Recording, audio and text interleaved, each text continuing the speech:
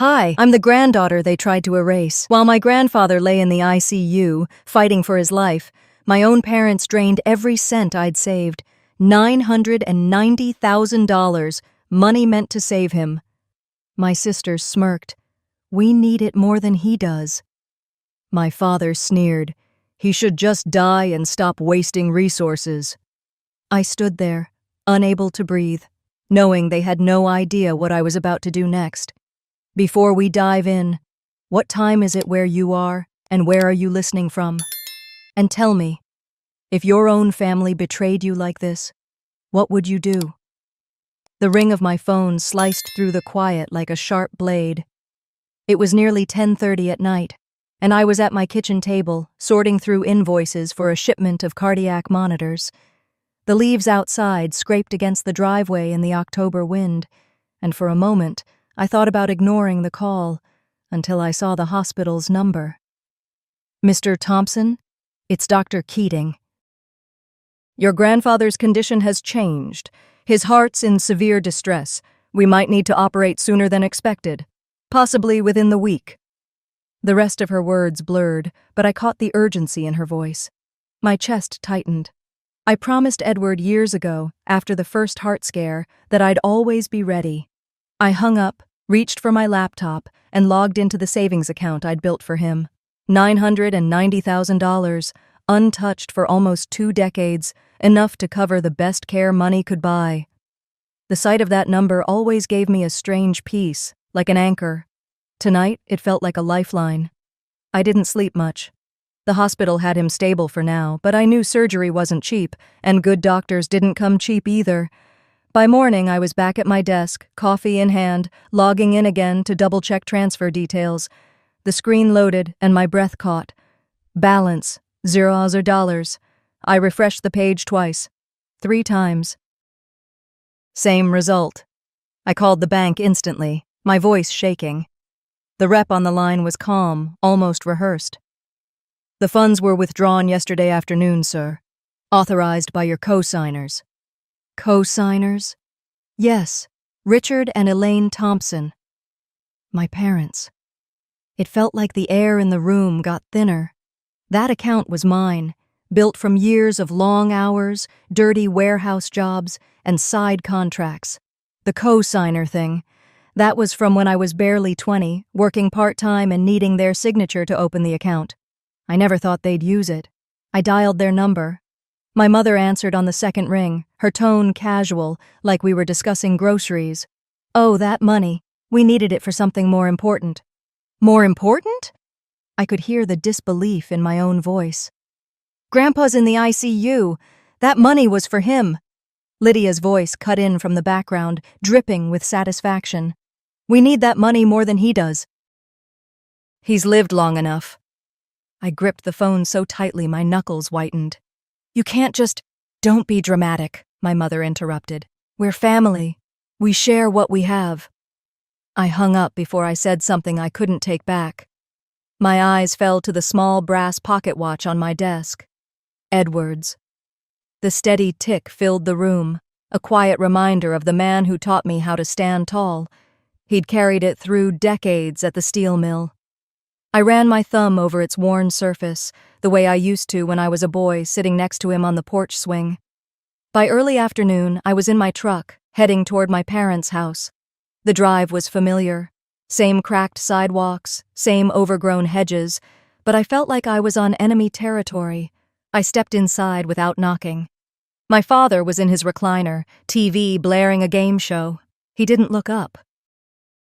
You know, he said flatly, he should just die and stop wasting resources. It was the way he said it, like he was talking about an old appliance that had broken down.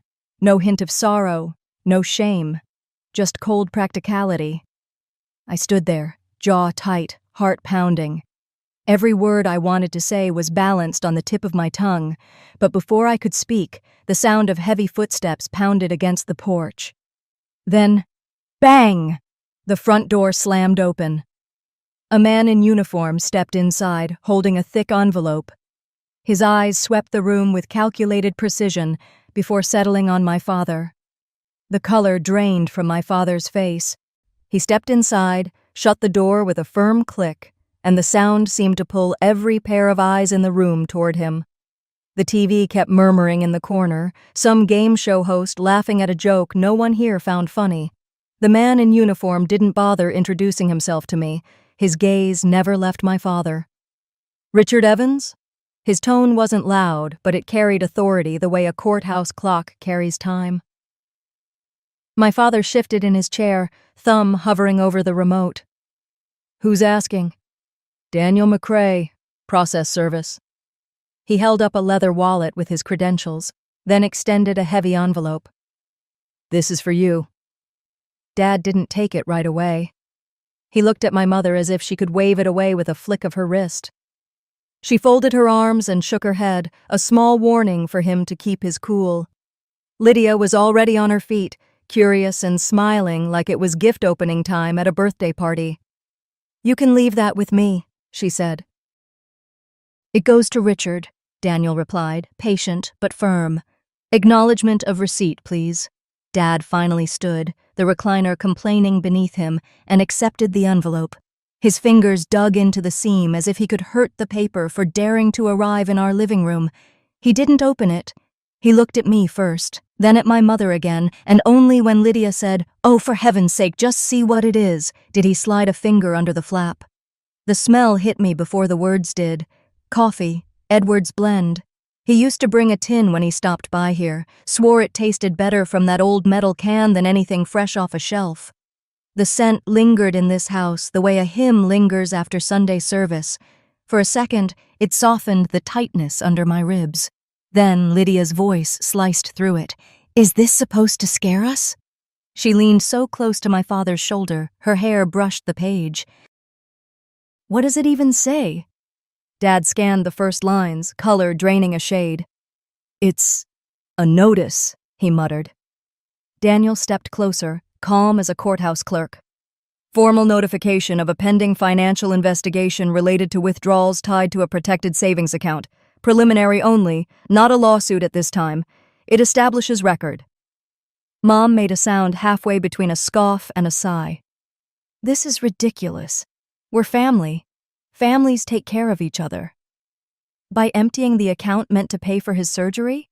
I asked, keeping my voice level. Lydia's eyes met mine, bright with triumph. "You're overreacting.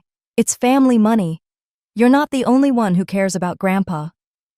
"If you cared," I said, "you wouldn't have touched a cent of that fund." She shrugged, like this was all a misunderstanding. "He's old. He'd tell us to be practical." She looked to Dad for backup, and he nodded, relieved to have her line to repeat. Daniel didn't flinch. "Just so we're clear, Mr. Evans, the notice documents the withdrawal pattern and parties involved. It also references bank security protocol. If the matter escalates, you'll receive further service." Dad puffed himself up as if he could outstare a court date. "We haven't done anything wrong." Daniel's expression didn't change. He set a small card on the coffee table, then turned to leave. Halfway to the door, he paused beside me, voice lowered just enough for only me to hear. "You might want to talk to the bank again," he said. "Something about the way it was processed. Off the standard path."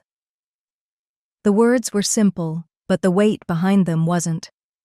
He gave the slightest nod, then stepped outside, closing the door with the same clean click he'd used coming in. Silence, just for a breath. The TV audience clapped for a stranger's jackpot. Lydia laughed softly, mean in its music. "So, a piece of paper? People send those when they want attention." I reached for the envelope, and Dad pulled it back like a child grabbing his toy. "You made this happen," he said. "You couldn't leave well enough alone." What's well enough about draining a medical fund? I kept my focus on him, not her. "There was a plan. You knew it." Mom stepped closer, palms up in false peace. "You're not the only one who loves him. We have responsibilities too." "Then why take the money reserved for his care?" I asked. "Why not call me? Why not ask?" Lydia scoffed. "Because you always say no unless it benefits you. You think you're the only person who's ever sacrificed?" Please. I felt the heat rise, the old ache that comes from being told your effort doesn't count. I breathed in the fading coffee, let it steady me. I've said yes more times than either of you will admit, I said evenly. And that account existed for one purpose. One person. Dad jabbed a finger toward the door as if he could point me out of the house. You're not going to turn this into a circus. We'll handle it.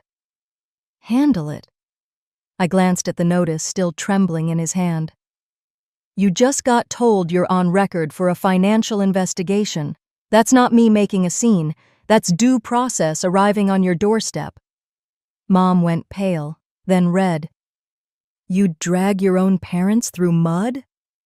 You poured the mud, I said. I'm just refusing to drown in it. Lydia's voice dropped to that sneer she uses when she wants to sound reasonable on the surface and cruel beneath. What are you going to do exactly? You think some bank manager will take your side over ours? We've been with them longer than you've been alive. That wasn't true, and she knew it, but facts weren't the point. Pressure was. I stood straighter. I'll do what I have to. For him. Dad set the envelope on the coffee table, flattened it with his palm like he could iron out the meaning. You will not embarrass this family. We'll talk to the bank. We'll make sure they understand the arrangement. Do that, I said, because I'm going to talk to them too. Mom tried one last time to frame this as a misunderstanding. You should rest. You get emotional and make messes. Let us fix this. I thought of Edward's hand on my shoulder the day I signed the first deposit slip. Set it aside, he'd said, and when hard days come, you'll be ready. He trusted me with the plan because I followed through. I wasn't about to stop now. I'll call when I have an update, I said, and turned for the door. Don't you dare bring outsiders into this, Dad snapped. You hear me? I faced him. A process server just handed you a notice in your own living room. Outsiders are already in it. Lydia folded her arms, chin high. Go ahead, make your little calls. You'll find out nothing sticks. That's the thing about the truth, I said. It tends to stick all by itself. I stepped onto the porch, where the air held a hint of wood smoke from a neighbor's yard. My fingers traced the edge of the notice through the thin envelope as I slid it into my bag. A record, a timestamp, something solid in a day that had been anything but. Behind me, voices rose, then muffled. I didn't linger to decode them. I needed direction, not more noise. At the curb, I sat in the driver's seat and let the engine idle. Daniel's quiet warning replayed in my head. Off the standard path. That could mean bypassed approvals. It could mean a friendly teller slipping paperwork through. It could mean a back-office override disguised as routine. If it was a clean withdrawal, someone would have nothing to hide. If it wasn't, a paper trail would breathe, even if people lied. I adjusted the rearview mirror and caught my own eyes. Tired, yes, but steady. The anger had cooled into something sharper. Resolve. If there was a seam in how they pulled this off, I'd find it and pull until the whole thing unraveled. I put the car in gear, eased away from the house, and let the neighborhood roll past in a blur of maples and mailboxes. The hospital would keep Edward stable for a few more hours. The bank, for once, couldn't wait. Daniel's words echoed in my mind as I drove to the bank, the envelope still clutched in my hand. I parked, took a breath, and walked through the glass doors. The smell of polished wood and faintly stale coffee hit me instantly. Susan Hartley, the branch manager, looked up from her desk when I approached. Her usual polite smile faltered as soon as she saw the statement I laid in front of her. What exactly are you asking me to look into? She said, her tone measured. I want a full breakdown of this withdrawal. $990,000. I kept my voice calm, but every word was edged with steel. She glanced at the numbers, then at me. That's significant. Withdrawals like this require in-person authorization, usually from the account holder. Her eyes searched my face for a reaction. I didn't authorize it, I said flatly. Susan hesitated, then leaned back slightly. I'm not supposed to pull security footage without a formal request, but if you're saying this is unauthorized..." She trailed off, stood, and gestured for me to follow her. In the small back office, the hum of the monitor filled the silence. She tapped the keyboard, and a video window popped open. My heart thudded in my ears as the image sharpened. Lydia. Richard. Sitting in the banker's chairs like they belonged there, signing papers. Lydia's hand swept across the signature line, her eyes flicking down to her phone in between strokes. Richard was relaxed, almost smug, leaning back as if he were watching a show he'd seen 100 times. Susan paused the footage and zoomed in on the form. "There," she said quietly. "My name. My signature line." But it wasn't my handwriting. The loops were wrong. The slant was off. Too forced. Too careful. It looked like someone trying to sound out a language they didn't speak. "Do you want a copy?" she asked. "Yes." She printed it out, sliding it toward me along with the statement. I signed the security log to request the footage, my pen catching slightly near the bottom. That tiny pause left a faint ink stain on the page, a quirk I'd inherited from my grandfather, who always did the same thing when writing checks. I stared at it for a moment, the familiarity grounding me. The contrast between that authentic mark and the neat, lifeless forgery lit something in me. This wasn't just theft, it was impersonation. They'd tried to erase me, even from my own bank account. Susan lowered her voice. "If this becomes a legal matter, our compliance department will have to testify. Officially, I can't tell you what to do, but you might want to keep that in mind." That was the first time all day I felt like the ground was tilting back in my favor. The bank wasn't my enemy. Not yet. As I gathered the paperwork, Michael, the young teller who'd been at the counter earlier, walked past. He slipped a folded slip of paper into my hand without stopping. I didn't even look at it until I stepped outside into the afternoon sun. 4 words scrawled in rushed handwriting. "Check the safe deposit." I stood there for a moment, the city noise dull in my ears.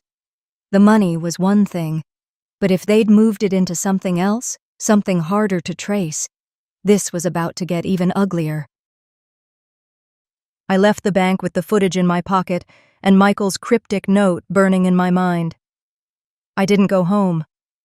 Instead, I drove straight to the main branch downtown, the one with the old stone columns and the basement vault. 2 hours later, I was standing in front of the thick steel door that led to the safe deposit room. My palms felt oddly damp. I'd been here dozens of times as a kid with my grandfather, holding his hand while he unlocked the heavy door. Back then, it felt like stepping into a treasure cave. Now it felt like walking into an interrogation. Evelyn, the vault attendant, looked up from her desk as I approached. Her glasses were perched at the tip of her nose, and she gave me a polite nod. "Afternoon? Name?" I gave it, sliding my ID across the counter. She typed something into her computer, then reached for a large, leather-bound logbook. Flipping through the pages, she stopped, ran a finger down a column, and frowned. "You were last here, nearly a year ago, but there was another visit just 3 days back." I didn't have to ask. "Lydia," I said, more to myself than to her. Her eyes flicked to mine for a beat before she handed me the clipboard to sign in. "That's what it says here." She led me through the chilled hallway, the scent of metal and old carpet lingering in the air. The vault door groaned open, and inside, rows of boxes lined the walls.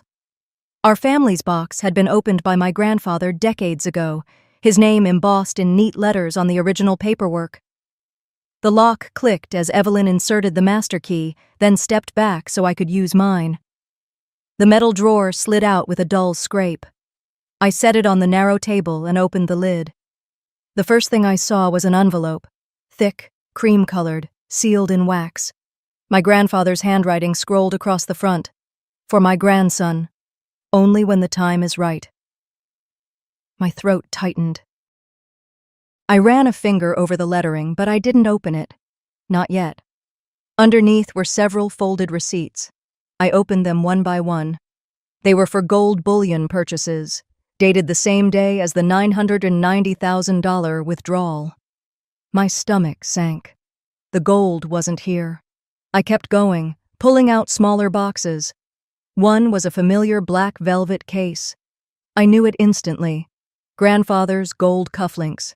He wore them at every important family gathering, from weddings to funerals.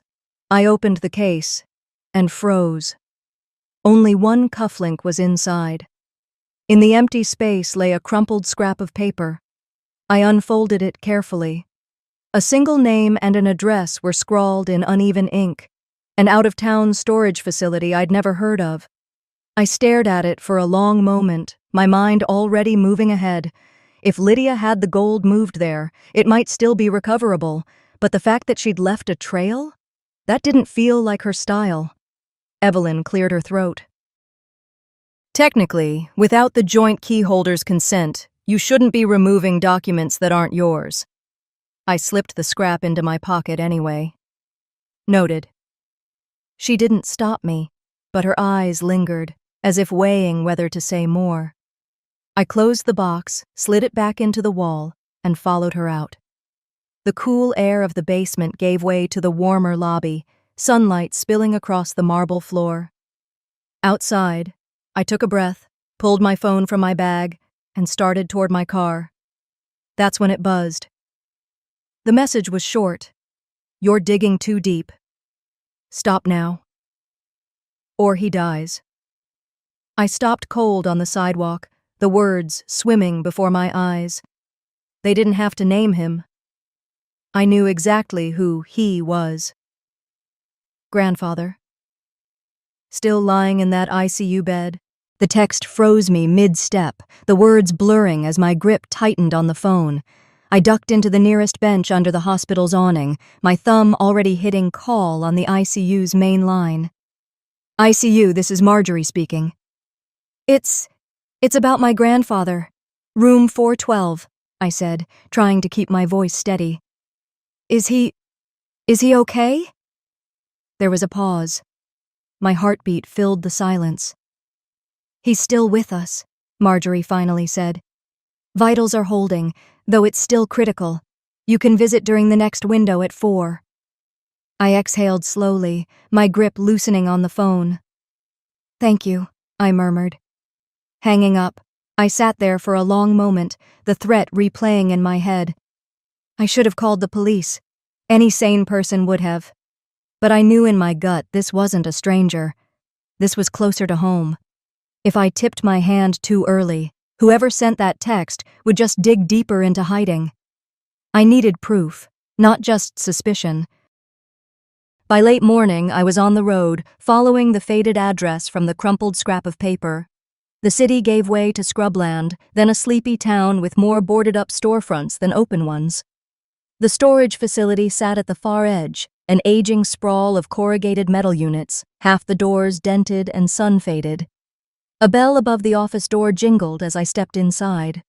The air smelled faintly of motor oil and old paper. Behind the counter sat a man in his 60s, flannel shirt sleeves rolled to the elbow, reading glasses dangling from a cord. His name tag read, Tom. Afternoon, he said, not looking up from the ledger. You here to pay or to empty? I'm here to access a unit, I said, sliding the address toward him. He glanced at it, then back at me, skeptical. Not without the renter on file or a court order? You got either? Not exactly. I reached into my bag and placed the lone gold cufflink on the counter. This belonged to the person who rented it. His gaze fixed on the cufflink for a long beat. He reached out, turned it in his palm. Haven't seen one of these in, well, a while. You're related to Walter?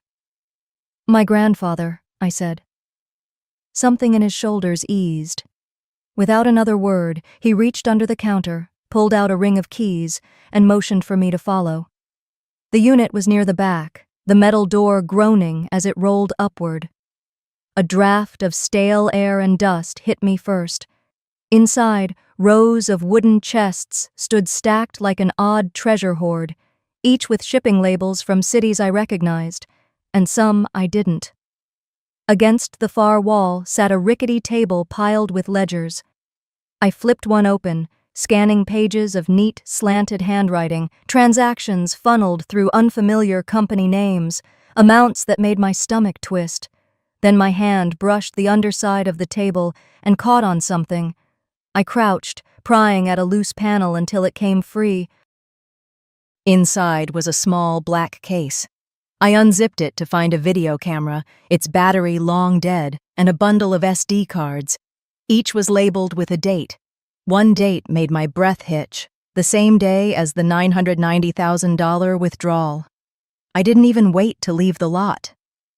Sitting in my truck with the laptop balanced on the console, I slid the card in. The footage was grainy, the angle slightly off, as if the camera had been hidden. Lydia sat at a table across from our father, her smile wide, a man in a dark suit beside them. They were exchanging papers, then the man pushed a heavy case across the table. Lydia's voice carried clear enough to sting. "He'll never know until it's too late." I replayed it, bile rising in my throat. On the second pass, something else caught my eye, a clipped badge on the suited man's pocket. I zoomed in, squinting. It wasn't a corporate ID. It was a nurse's badge, from the same hospital where my grandfather lay hooked up to machines. The nurse's badge burned in my mind like a warning flare I couldn't ignore. By the time the sun dipped below the skyline, I was back at the hospital, moving through the hallways with that hyper-aware edge you get when you know danger is close, but can't yet prove it. The ICU was quieter at night, the low hum of machines mixing with muted footsteps on the polished floor. I took a chair just outside my grandfather's room, pretending to scroll my phone while my eyes tracked every person who stepped in or out. A tall man in scrubs glanced at me and quickly looked away. Two others rolled in equipment. Each time the door opened, my shoulders tightened. Marjorie came by during her rounds, pausing to check his chart before leaning toward me. "You look like you're counting cards," she said softly, keeping her voice light but her eyes curious. I hesitated. "I've got reason to think someone connected to the hospital has been in contact with my family in ways they shouldn't be." Her brows knit, but she didn't push. "That's a big claim," she murmured. "I'm not ready to go public with it yet," I said. "But if you notice anything, or anyone, out of place, I'd appreciate knowing." Marjorie nodded once. "I'll keep my eyes open." She gave my arm a quick squeeze before moving on. I'd barely settled back when the sound of heels clicked down the corridor. Lydia appeared, a bouquet of lilies cradled in her arms, and that polished smile she wore like armor. "Well, well," she said, stepping inside the doorway. "You didn't tell me you'd be here tonight." I stood, keeping my tone neutral. "Didn't think you needed to know." My gaze lingered on the flowers. "Those from the same place you've been storing other things?" Her lips parted, the smile faltering for a split second before she recovered. "I don't know what you're implying." "You do," I said quietly. "And you know I've seen it." She stepped closer until her perfume was cloying in the stale ICU air. "You can't protect him forever," she whispered, her voice just sharp enough to slice through the hum of machines. Then she turned and set the flowers by the bed, brushing past me without another glance. My jaw ached from holding back what I wanted to say. Instead, I crossed the hall to where Marjorie was updating a chart. "Do you know a nurse? Tall, maybe mid-40s, dark hair, works nights?" She looked up sharply. "Why?" "I think I saw him in a place he shouldn't have been."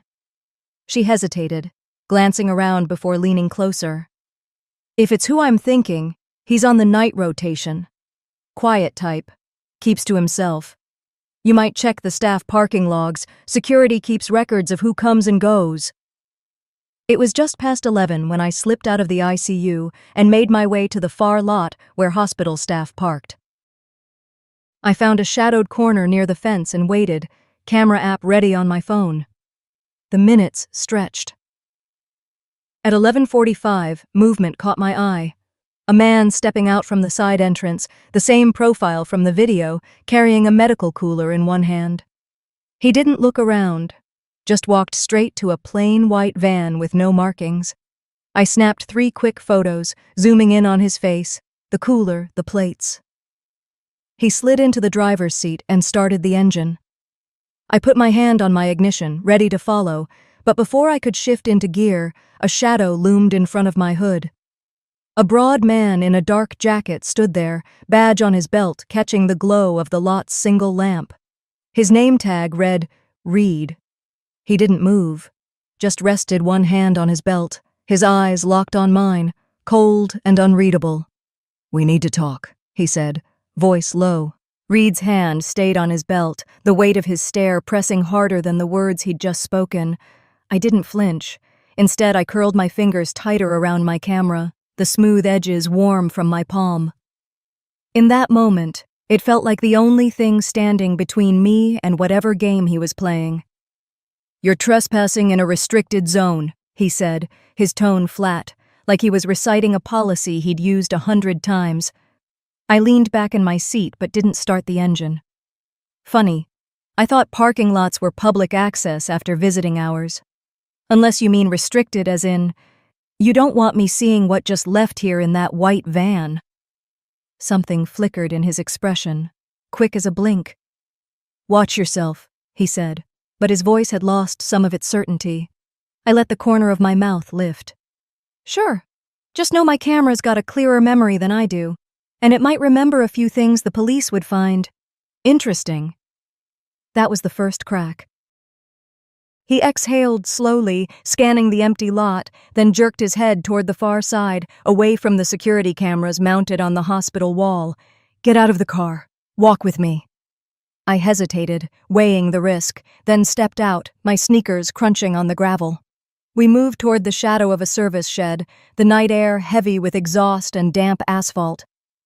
"I'm not your enemy," he said low, almost like he was convincing himself. "But there are things in the ICU you don't want to be anywhere near. I've seen enough to know it's bad. For everyone. You should walk away now." I crossed my arms. "You're telling me to back off while admitting you know something's wrong. That's not how you get someone to listen." He opened his mouth to answer, but the sweep of headlights across the lot made us both turn.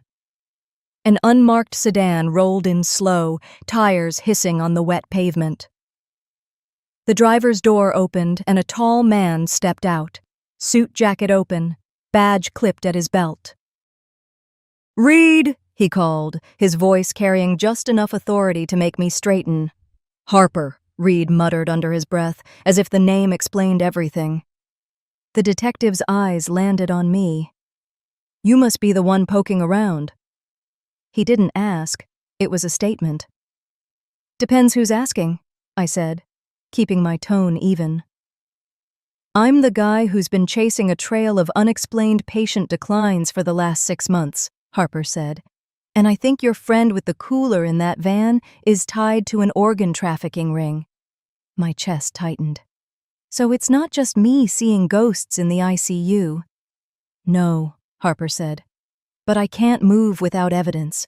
And from the way Reed's looking at you, I'm guessing you've got something that could help both of us." I pulled the camera from my bag and powered it on, the images from earlier vivid in my mind. "If I give you the photos, you tell me anything that could help keep my grandfather alive." He nodded once. "Deal." I handed it over. Harper scrolled, thumb steady on the button. Then he stopped, frowning. "Where are they?" "They're there," I said quickly. 3 shots, face, cooler, license plate. I took them not even 15 minutes ago. Harper turned the camera so I could see the empty gallery. No photos, not even the older ones. My stomach dropped.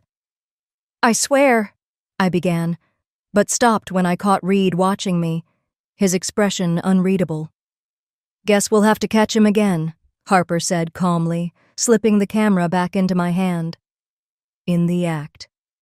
His tone wasn't impatient. It was measured, like he was already drawing up the next move in his head. A distant siren wailed through the city streets, fading as it moved away. Harper stepped closer, lowering his voice until only I could hear. "Tomorrow night, I'll need you in the ICU at exactly 2:17 a.m. I didn't ask Harper why that exact time. All I knew was I had 24 hours to get my head straight and be ready. The next night, the hospital was a different creature. Quiet, stripped of its daytime chaos, lit in that pale, unnatural glow that makes every shadow feel longer than it should. I came early, giving myself time to walk the corridors, learn which doors clicked shut on their own and which ones stayed ajar if you nudged them right. The ICU floor felt like the air had been held too long, still, stale, and listening.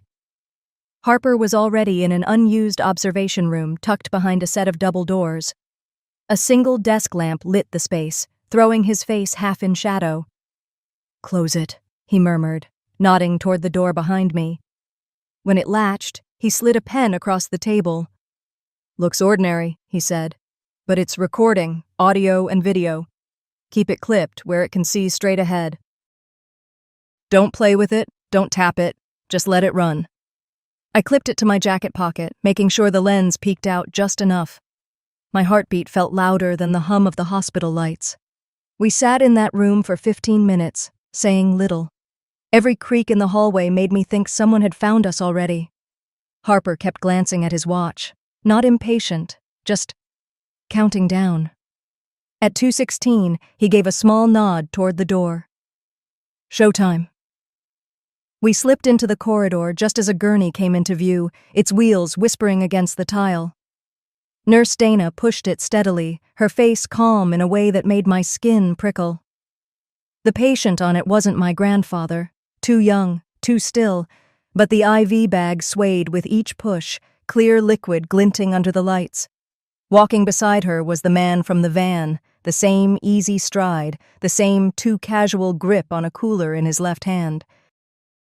His scrubs looked fresh, but there was nothing clean about the way his eyes kept flicking toward every corner. I kept a safe distance, letting the pen camera drink in the scene. They reached a side door marked "Authorized Personnel Only." The man swiped a keycard, and the lock gave a soft click.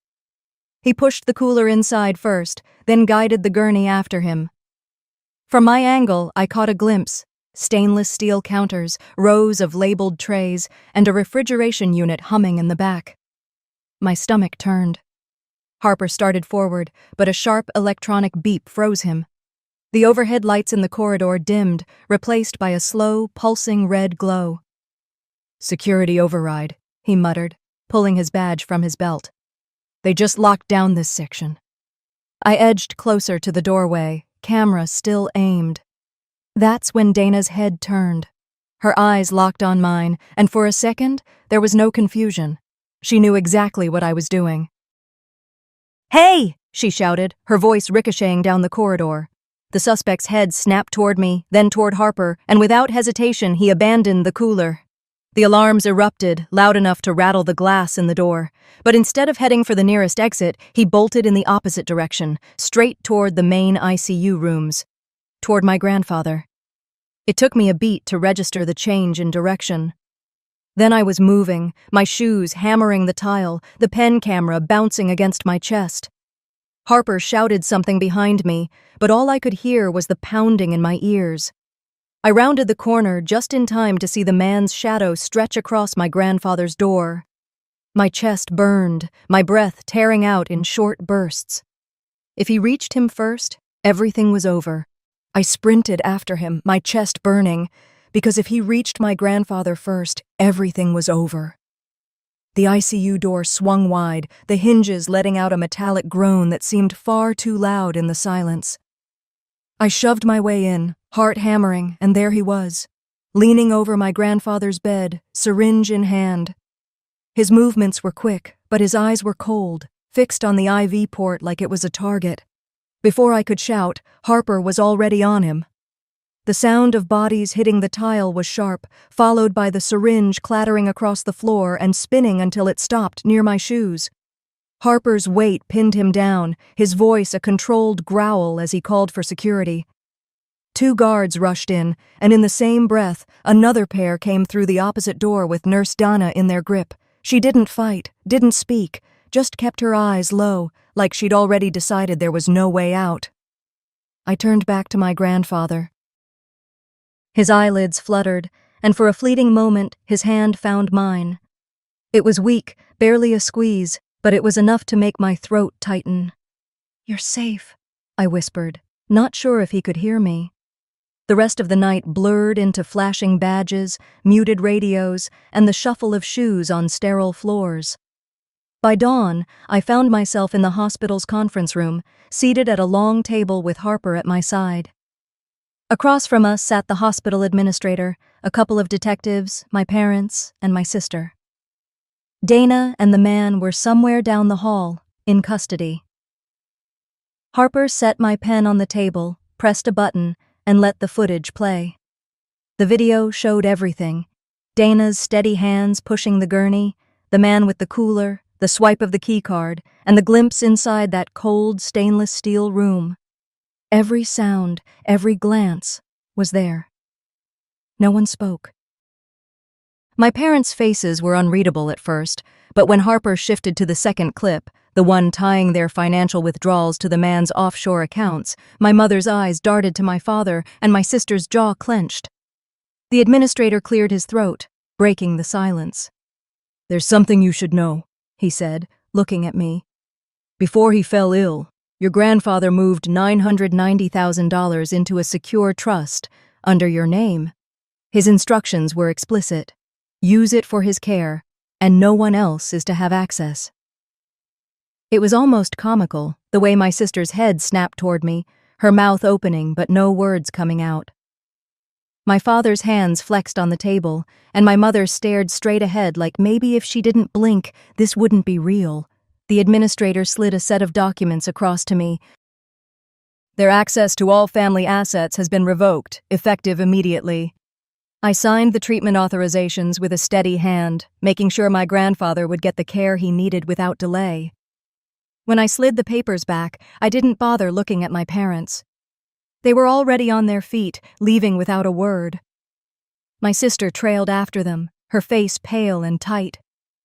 Harper stayed behind. "You did more than save him," he said quietly. "This is going to bring down more people than you realize." The room emptied slowly, the chaos of the night settling into a kind of quiet that felt strange after so much noise. I gathered my things, the weight of the pen lighter now that its job was done. Walking back to my grandfather's room, I felt the first real breath I'd taken in days. The early sunlight cut through the blinds, painting soft lines across his blanket.